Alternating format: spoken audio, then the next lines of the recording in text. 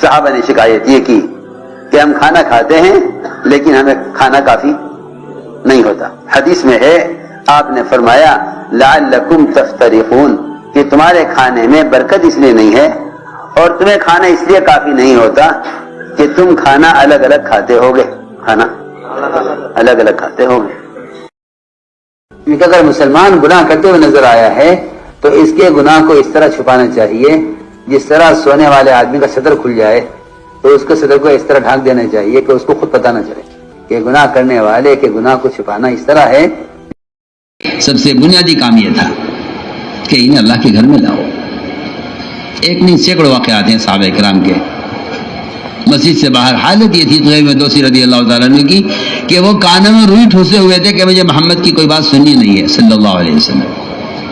لیکن خود کہتے ہیں میں نے جیسے ہی قدم مسجد میں رکھا میرے دل نے اندر سے کہا طفیل ان کی بات سننی چاہیے, تو پڑھا لکھا آدمی ہے, سن کیا کہتے ہیں. میں نے کانوں سے روئی نکالی اور آپ کی بات مسجد میں سنی. مسجد سے باہر میری حالت یہ تھی کہ مجھے آپ سے بھی نفرت تھی, آپ کی ذات سے, آپ کی بات سے بھی نفرت تھی.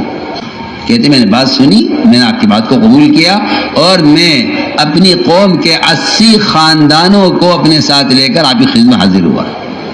اس لیے ہم آپ سے بالکل وضاحتاً سب سے کہتے ہیں, پوری دنیا سے کہتے ہیں کہ یہ جو بیماری پیدا ہوئی ہے موبائلوں سے دین کی باتوں کو نشر کرنے کی, میں کہتا ہوں خدا کی قسم اس سے کوئی فائدہ نہیں ہے, کچھ نہیں ہے.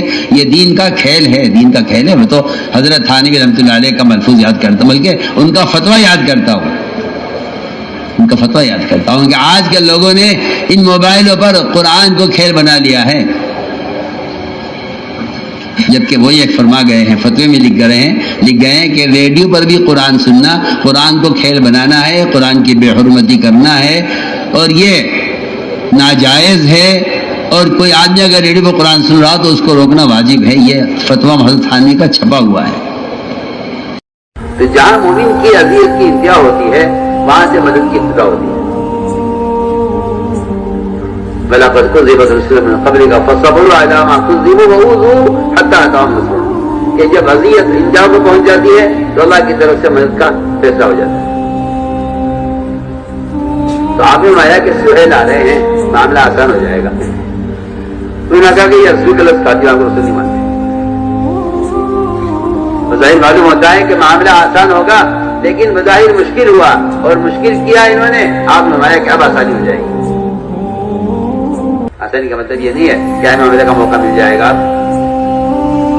یہ اپنی اذیتیں پہنچانے میں اپنی حد کو پہنچ جائیں.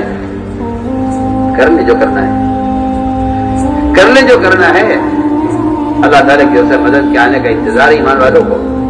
ماشاء اللہ, بہت ہی اہم بیان تھا حضرت جی کا. امید کرتا ہوں آپ سبھی بہن بھائی کو بہت پسند آیا ہوگا. ویڈیو کو لائک کریں, شیئر کریں, ہمارے فیس بک پیج مبارک دن آفیشیل کو فالو کریں, ہمارا یوٹیوب چینل مبارک دن آفیشیل سبسکرائب ضرور کریں.